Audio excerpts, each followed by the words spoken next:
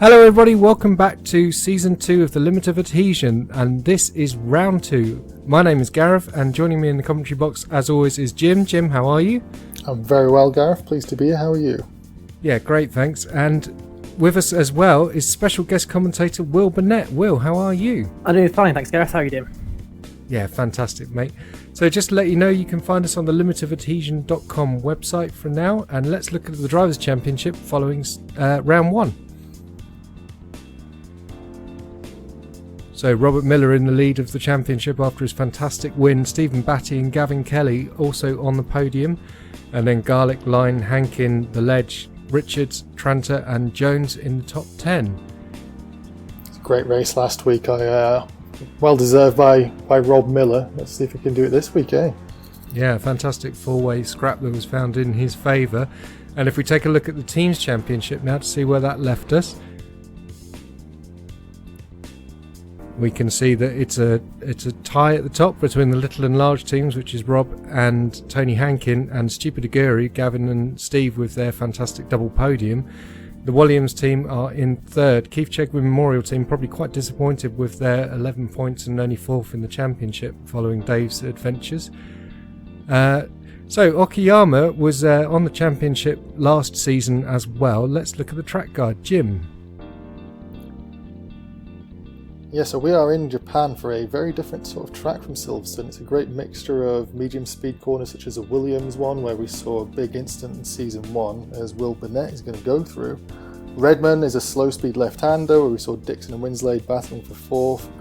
And then we've perhaps got the most crucial corner at Atwood where there's downhill entry, and last season Miller stole a podium finish. If you have a slow exit here, you'll lose time all the way down the main straight.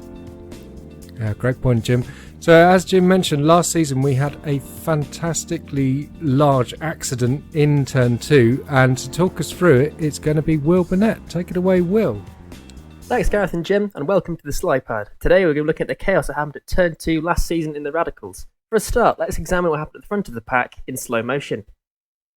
So here we can see the cars coming down into the entry of Turn 2, and Mr. Robert Miller at the front here just gets it wrong in the curb.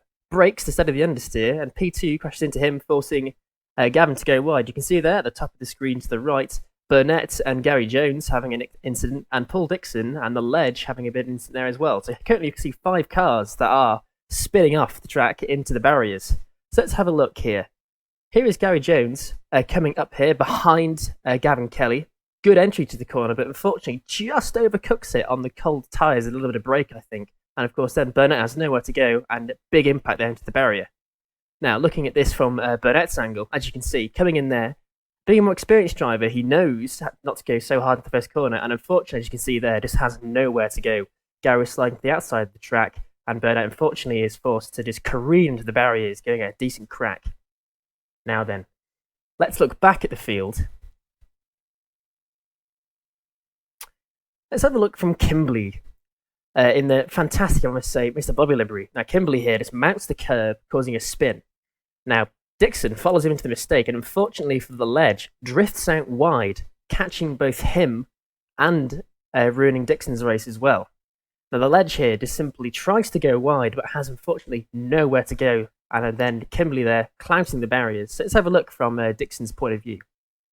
As you can see, up here, into third gear, fourth gear for this corner, just overcooks it on the entry to this, rides on the grass, which keeps his momentum and drifts out wide. And of course, unfortunately for The Ledge and Paul here, what could have been a recoverable accident turned into a massive smash.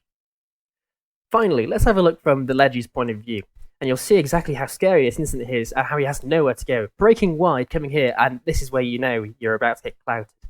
7 cars, all in separate incidents. Well, actually, at the time, we assumed it was one massive incident. Anyway, that's enough of the analysis. Let's get back to Gareth and Jim and Will in the commentary box. Cheers, guys. Thanks for that, Will. An excellent analysis there of a quite extraordinary accident. And now, Jim, please take us through the grid. Yeah, so once again, we have a front row of David Line, who scored a 1:44.2 in qualifying, edging out last week's winner Miller for pole position. It's an all-stupid Aguri second row with Batty in third and Kelly in fourth. Dixon starts 5th alongside Bibby in 6th in the sole Lucky Bibs car of this week. And speaking of teams with one driver, Tranter represents the only verge of grip presence and starts 7th with Garlic in 8th. Winslade and Aaron Jenkins make up a Dirty Legends 5th row lockout for 9th and 10th. And Jones and Richards bring up the rear of the pack 2 seconds adrift off pole. Tony Hankin, Will Burnett and Luke Hollick will not feature in this race. Thanks, Jim. An interesting grid there, sort of predictable at the front.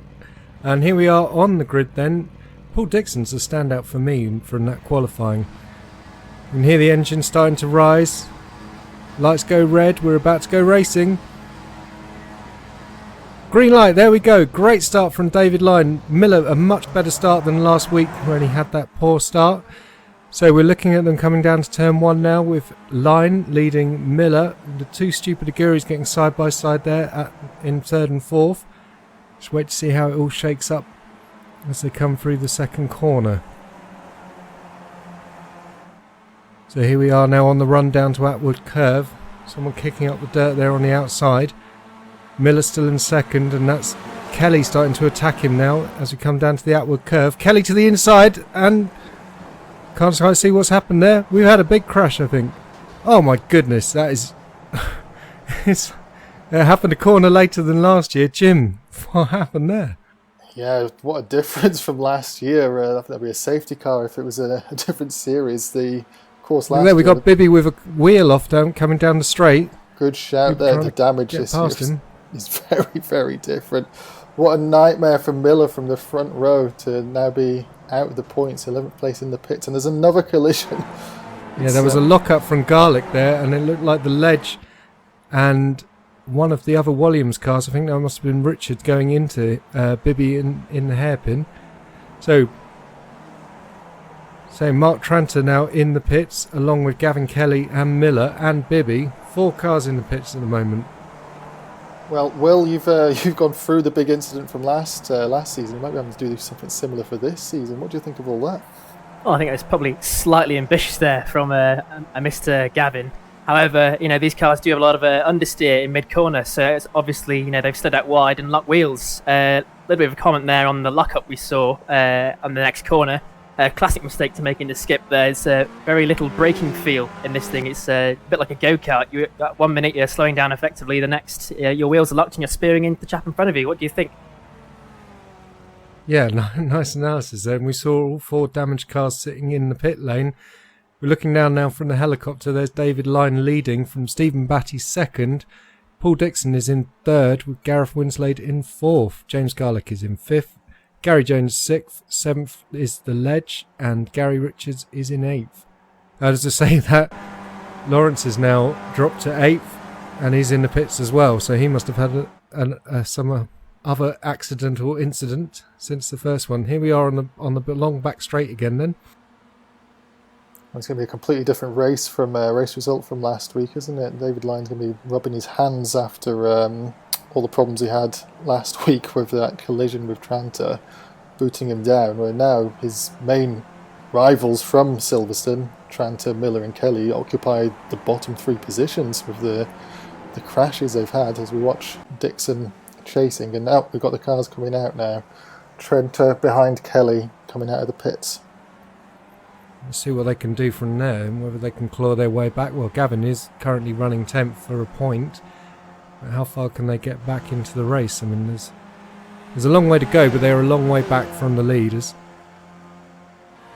So here we are looking at Kelly and Tranter coming into the Atwood Curve where they just had that accident on the opening lap. It's good to see that these two, of course, last season's championship rivals, they might not be at the front, but they still seem to find themselves like magnets, don't they? Just racing each other, so they're going to keep themselves occupied. It might actually slow their progress down as they otherwise might make their way through the field. Now, Will, you've been racing against these guys in the skips. How have you found it?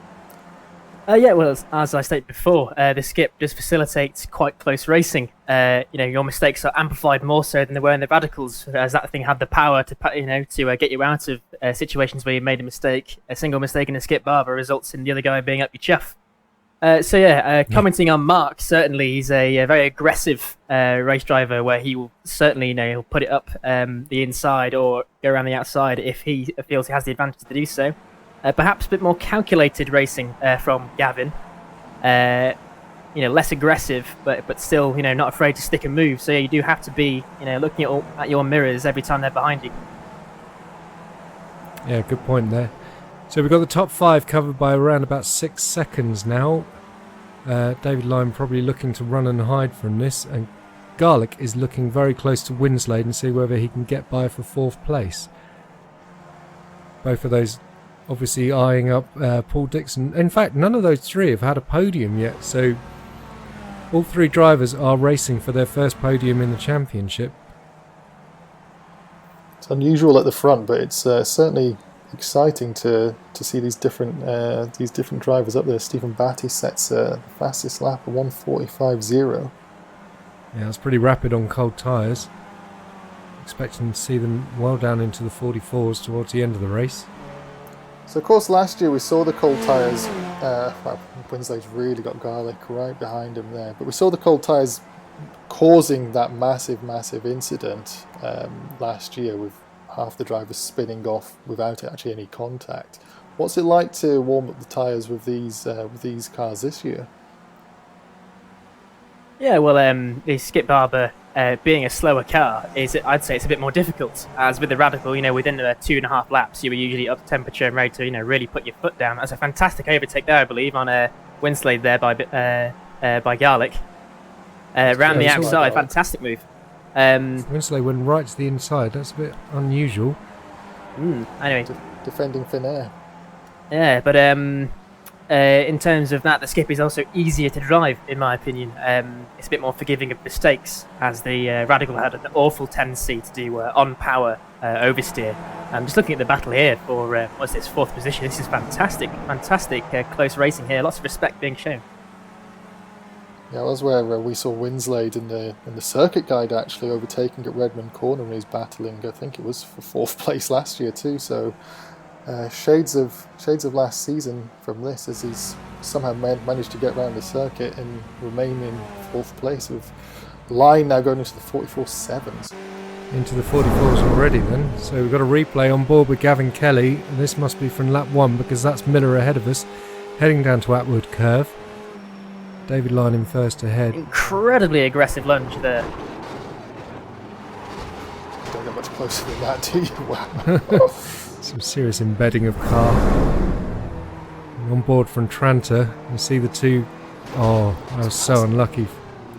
Went straight into it for no fault of his own. No. So here we've got Bibby on the straight, and he must have got caught up in that accident as well, as his wheel just collapses on the straight. Winslade going past, and there's Garlic locking up as he tries to get into the hairpin and collecting the ledge at the back. Speaking of the ledge, that's why he ended up in the pits. Yeah, that's turn 2, isn't it? The Williams corner. So here we got Bibby back out on track now. It's unfortunate for Bibby there. The last thing you want to be doing is driving down a straight and seeing one of your wheels fall off. Yeah. That must have been a bit worrying. Yeah, I'm not sure if he races in VR or not, but he certainly would find that slightly alarming to suddenly realise you've lost a quarter of your braking ability and obviously half your turning ability. And what's more alarming is to have Gavin Kelly and Mark Tranter breathing down your neck as well in your second race in the championship. Yeah, and he had an unfortunate race last time. Some technical problems meant he ended up suddenly in the pit lane and had a dodgy entry to the pit lane, resulting in a 40-second stop-go penalty, which is why he ended up out of the points, because he was running pretty well on debut until that point. So, and again, he qualified well here as well, so hopefully things will start working out for him as we progress through the season. William Bibby, of course, being the only Lucky Bibbs car this race, as Luke Hollick is unfortunately not tending this one. Yeah, we hope Luke's back next week to do battle again. So here we're still looking at William Bibby being chased by Gavin Kelly, looking to put a lap on him. Look at Tranter taking a super wide exit onto the main straight again. The Jaws theme must be playing for Mr. Gavin Keller there and Bibby as Mark is closing in on both of them. Indeed, yeah. Another fastest lap from Gavin Kelly there, 1:44.6. So where's the best place for Gavin to get the move done, Will? Around Okayama, certainly one of the hairpins. Are particularly my favourite one being the one coming up down this uphill hairpin here with the almost a double apex. If you keep on the other guy's gearbox, you can get the drive out onto the straight and overtake him into the right-hander. That's a pretty safe place. It's almost as if he's listening to you, Will. There is Kelly right in the slipstream now as he go. Here he into that goes. right-hander. Straight to the inside. Late on the brakes, onto the inside there, and power it out, force him wide. Fantastic manoeuvre. Oh, But look at that though. side Bibby's not by quite side finished with there. him. Wow, that's great racing from both of them. So much space shown, and yeah, wow, Gav just inches it out before they make it into Redmond. Another fastest lap there from Stephen Batty, and here we are with Gary Richards and Gary Jones just ahead of him. So Gary Jones has come from the back row of the grid all the way up to 6th place. It's a benefit Is of a that bit of gonna- chaos there, isn't it? But it looks like it Wow, might be absolutely. losing a place there as Richards makes his way. In a similar vein to Kelly just a second ago. He's got the inside line as they get into the hairpin. Ooh. Oh, lock up from Richards, but he makes the move. Gets through to 6th place. You can see the difference here in the lines taken by the skip compared to the radical. As in the radicals, you were running out all the way to the exit curb on that the double hairpin there. Yeah, great point. And you want to stay close, is that right, on with the skip to try and not lose time? Certainly, the slip a bit like in karting. You don't feel much of the slipstream, up until maybe 0.4 seconds back. But once you get into that window of air, it is almost like you're strapping on a different engine to the car in front of you. Now, Will, I was going to actually ask you with when we saw Bibby's wheel fall off. Now, with iRacing, of course, you've been doing this for a while, and you got the chance to get yourself a tow back into the pits. Is that something that was the benefit to do there, or would you have tried to limp the car all the way around to the pit lane yourself, as we see Tranter now edging Bibby up on the space where he did lose that wheel? Let's look at this overtake here. Yeah, it looks relatively clean there for Mark. Classic Mark move.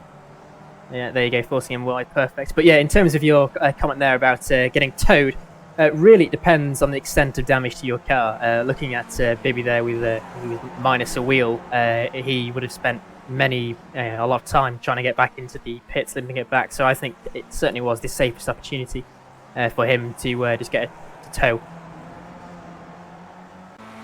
But then I suppose he didn't really know his wheel was falling off until he was halfway down the straight.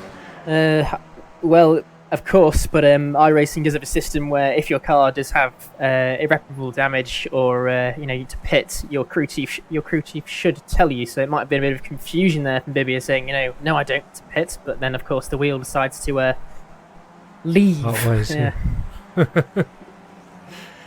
It's great to Yeah, see we're back. Winslade running now. I think you just had to call it there, but Winslade running in 4th place. A great battle with Garlic. It's been going on many laps now. That Winslade last week making contact with about half the field and keeping it clean this week. And 4th place will be a decent return if he can hold on to this.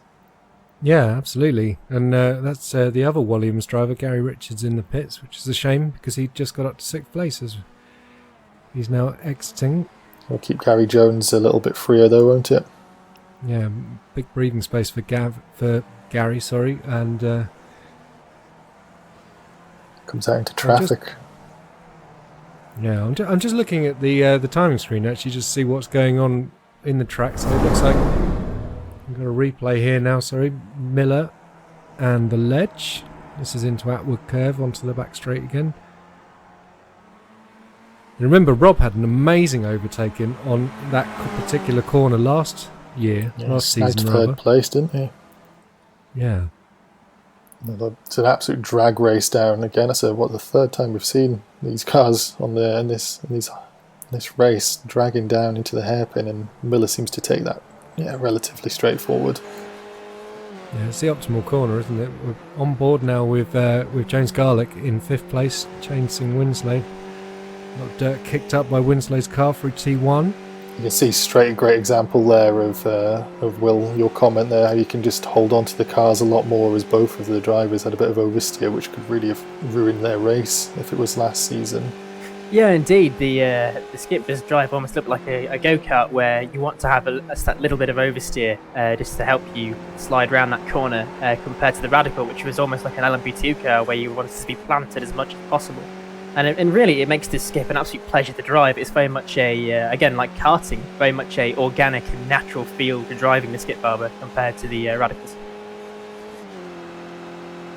It does look a lot of fun to drive these ones. Of course, I've always thought that slower cars can actually generate some of the better racing. I remember seeing Renault Clios at Donington Park, and some of the best racing I've seen. And from what we've seen already this season of limited Adhesion, these are a little bit slower than the Radicals, but they have been generating some terrific racing.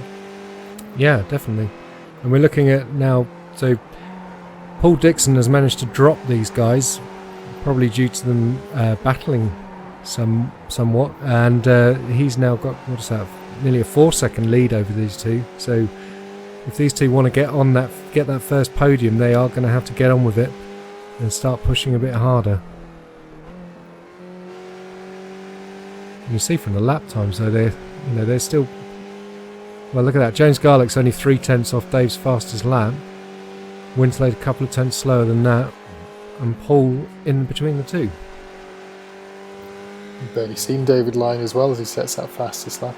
I'm riding on board with him now, just be able to ease that lead up front. I mean, much easier in comparison to that first race at Silverstone, where he hassled for the entire duration before making contact. Yeah, it was probably quite an exhausting race for him, where it was that 4-way fight for so long. And here's the top two then, chasing down the ledge, recovering after his accident.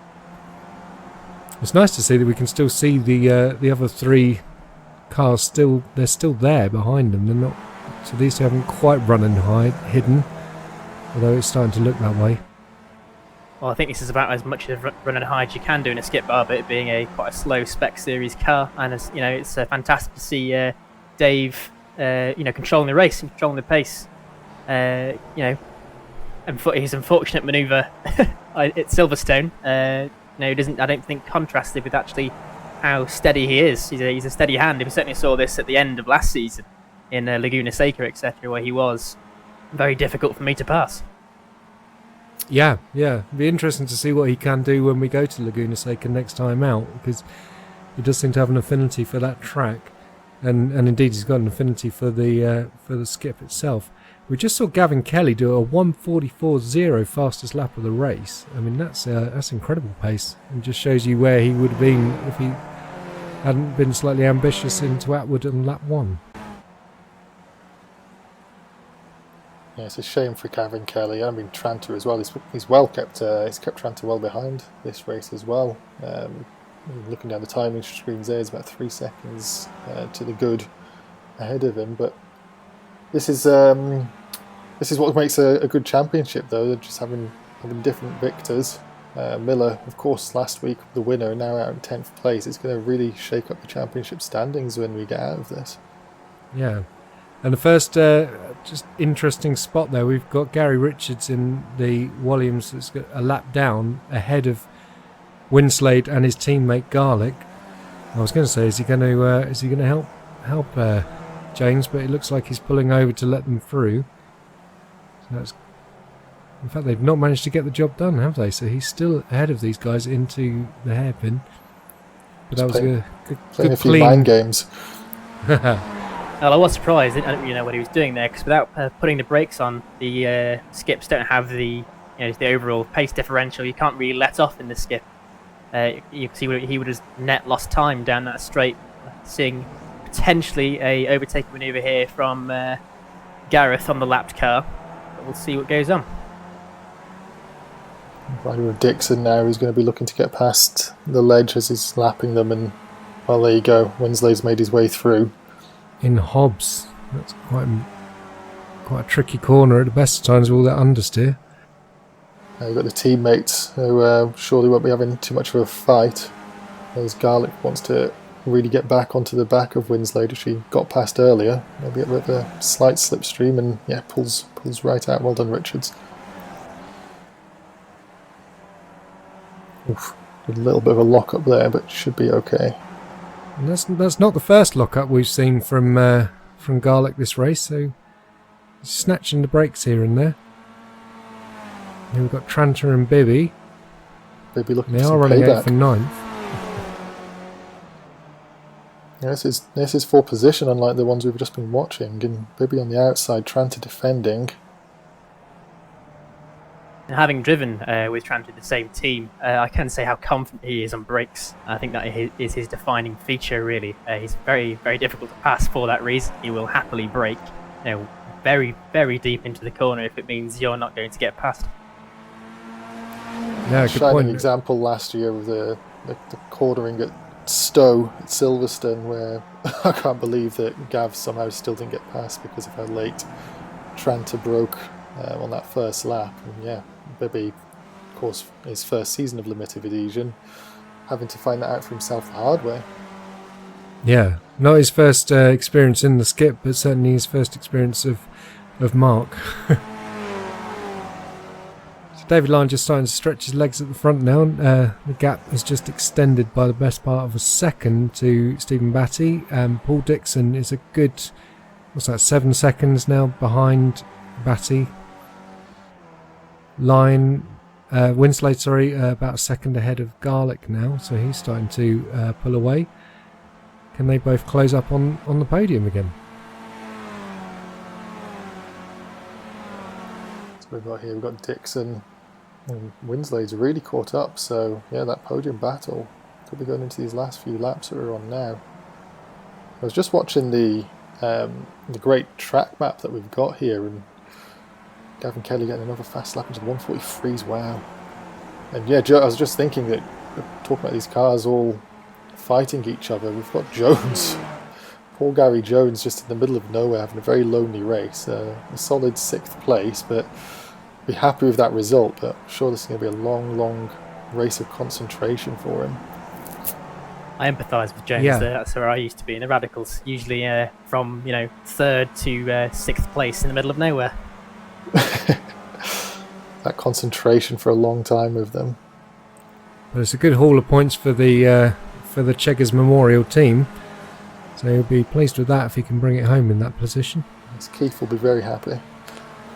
Oh, he's smiling down on them. I didn't know he was dead. R.I.P. We'll never talk about the teammate stuff with Garlic getting past Richards early. Now we've got the ledge. We could do a little bit for Winslade, potentially holding Garlic up. So we're going to go down to Atwood. I don't know if that's the place to get past. But Winslade look on for a terrific 4th place. Well, the person he would have been beneficial to hold up would have been Dixon ahead, I guess, and another lock-up from Garlic behind. I'm sure the Dirty Legends team meeting will discuss those sorts of tactics. Pretty frowned upon, I would say. I'm not a fan of anything like that. Winslade to the inside then, into the favoured place. Most of the passing has been done into that hairpin today. Indeed, it's a fantastic place to pass into, especially considering what I like to do, which is run people wide on the first hairpin to then get the inside line for the second hairpin to ensure they can't switch back. It's a very safe place to be. Yeah, good insight. Yeah, good respect shown there as well by the ledge, letting Gareth through to lap him. That was very pleasing to see. Good respect shown. This is a terrific corner for these. Just a terrific track for these sorts of corners. They're so varying, and like you say, with so many hairpins on them as well, it just lends itself to overtakes. It's a track of sort of 2 halves, isn't it? Because you've got this sort of fast flowing sector that starts at last corner and flows all the way to Atwood, and then you're into that technical hairpins and switchbacks section from turn 5 to turn 10. So it's quite a nice sort of mix of tracks. It's quite impressive that it was just one guy's playground originally, wasn't it? Was it? I didn't realise it was a single person's playground. But yeah, certainly on your comment about it being quite nice for racing here, you're completely correct. As you said, the abundance of hairpins and the elevation changes do make it quite exciting to drive. But also, it's a fantastic pairing of both the car and the track. The Skip Barber is almost built to go around like flowy tracks such as this. Being a junior Formula style car, it's a fantastic thing to drive equally around with your competitors. I believe the Radicals last year were potentially a little bit too much car for this track, and I believe my sentiment was echoed by a few people in the post-race conversation we had after that. Yeah, that would have been a very different race if it weren't for that turn 2 incident you discussed, Will. But yeah, that's that amount of power on those cold tyres at that corner. Yeah, it was just a perfect mixture of problems for everybody. A lot of inexperience with the drivers in iRacing last season as well. So the Radical was probably quite a baptism of fire. We saw Garlic there getting inside of ledge round Redman. Hopefully he's got the position done. And Winslade has closed in on Dixon in the last lap or so. Looks like the gap's just over a second now. And we're on to the last lap of the race. This has flown by. That's been good to see. I think you've made a really good point as well with this being the second season, everyone being a bit more comfortable. Like we saw a few incidents in the first lap, but since then everyone's been very, very well behaved, keeping it mostly out of the walls on the track. These drivers in season 2 and our new additions are making it look like a very good racing series we've got. Yeah, I'm excited to see how the rest of this season progresses. Dave seems to have melded into the car to become sort of Skip Line rather than David Line in the Skip Barber car. But apart from that, everyone else it seems to be fairly competitive across the field. But Dave has he's done what he wanted to do this week. He has led from the beginning, 4 seconds to the gap to Batty now. I mean, that's pretty dominant. Yeah, he's certainly the fastest person in this car over a race distance in this season, and well, congratulations to him. That was absolutely dominant performance, well controlled, kept his nose clean, and he deserves the win, in my opinion. Yeah, I wonder if it will rankle that. It looks like unless he can do it on this lap, Gavin's the only one into the 43s with a 43.8, and Dave's only done a 44.1, whereas we know he's actually done a 42.9 in practice. I mean, that's phenomenal pace, isn't it? But here he is then, through the final corner of the final lap of round 2 at Okayama. And David Line, he's going to be a winner of Season 2, the second winner of Season 2. And Stephen Batty, there he is across the line, picks up another podium and another second place. What a great season he's having. Yeah, talking of Batty, I remember in Season 1 he was quite a sneaky little driver, as in he would not really make much of a stir, and then out of nowhere he'd be in second or even first place at round in Summit Point. That's right, yeah. Just wait for everyone to crash ahead of him and picked up the points. So we've got the first drivers home then, the first 6. So it's David Line is our race winner. Stephen Batty's in second. Paul Dixon does get home in third on the podium. What a great drive from Paul. Well done, Dixon. Yeah, that's fantastic. I'm really pleased for him. Gareth Winslade, 4th place, where he finished at Okayama last season. James Garlick comes home in 5th, with Gary Jones coming home in 6th. And then there's Gavin Kelly then coming out of the final corner. Great to see the newer chaps, or the people who weren't necessarily the fastest last season, up in the top 6 there. It's fantastic. Yeah, I'm very optimistic to see, we could have a real mix of drivers, different weeks, different drivers in the top 6 to top 10. So, yeah. Had to breathe in there. A lot of frustration from Tranto just taking out on that barrier. Oh, poor Mark. So, final official race results then. David Line coming home in first place. Stephen Batty in second. Paul Dixon in third. Gareth Winslade in 4th, James Garlick in 5th. Then we've got Jones, we've got Kelly in 7th, Tranter in 8th, 9th, William Bibby picking up 2 points after his initial lap 1 disappointment, and Rob Miller coming home in 10th for a final point. Lawrence Aaron Jenkins came home 11th place, and Gary Richards last of the finishers in 12th. What do you make of that, chaps? Great race, really. Wasn't Silverstone chaos, but it was still a very good race to watch. Wish you were there, but Will. Yeah, I kind of regret missing out on this race actually, but unfortunately, life changes and we move on. But I'm very happy to hopefully be a more established part of the commentary team. Talking of the race, that was fantastic. Some great overtakes seen there. Fantastic respect shown, especially in that little Gavin Kelly battle we had there, and Mark Pranter making his way through the field. So yeah, well done. Yeah, and we just looked at the Drivers' Championship there. Great to see Dave Line only a point behind Stephen Batty, who's now at the top of the championship with his pair of second places. And let's see what's happened to the Teams' Championship then, which should be quite shaken up after this result. So, top of the standings still remains Stupid Aguri in first place, and they've opened up a bit of a gap to Keith Chegwin Memorial Team in second place. Little and Large only advanced 1 point from last week. Williams team 4th. They've got that's quite a solid result with Garlick's 5th place. Dirty Legends up to 5th place now with a few more points. Verge of Grip in 6th, and the Lucky Bibs get some points on the board in 7th place. Yeah, Verge of Grip and Lucky Bibs with just one driver really struggling this week, and especially with Tranter's incident on that first lap. Yeah, true. So as you take a look at some driver quotes then from the race, we've got David Line. He says he'd like to dedicate this victory to the late great Keith Chegwin. Rest in peace, Cheggers.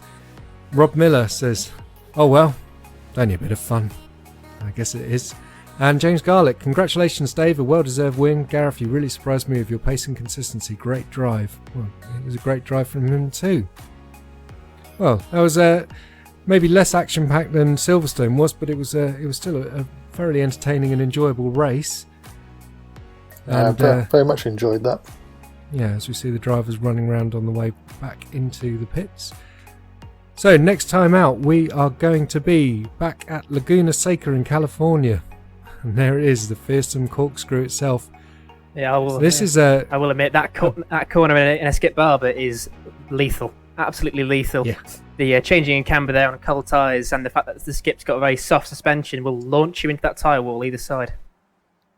Yeah, it's quite terrifying. Jim? Yeah, you can find more of my work on medium.com, where I write about F1, or on YouTube for my satire series, The F1 Week That Was, or follow me on Instagram for a bit of both. Search for Jim on F1 for any of them. Thanks, Jim. And you can find us at thelimitofadhesion.com. You can find us on Facebook at Limit of Adhesion. And there's our Discord channel if you'd like to join us on there. Please subscribe to our YouTube channel for all of our videos. I hope you've enjoyed this one. Jim and Will, I want to thank you both very much for joining us.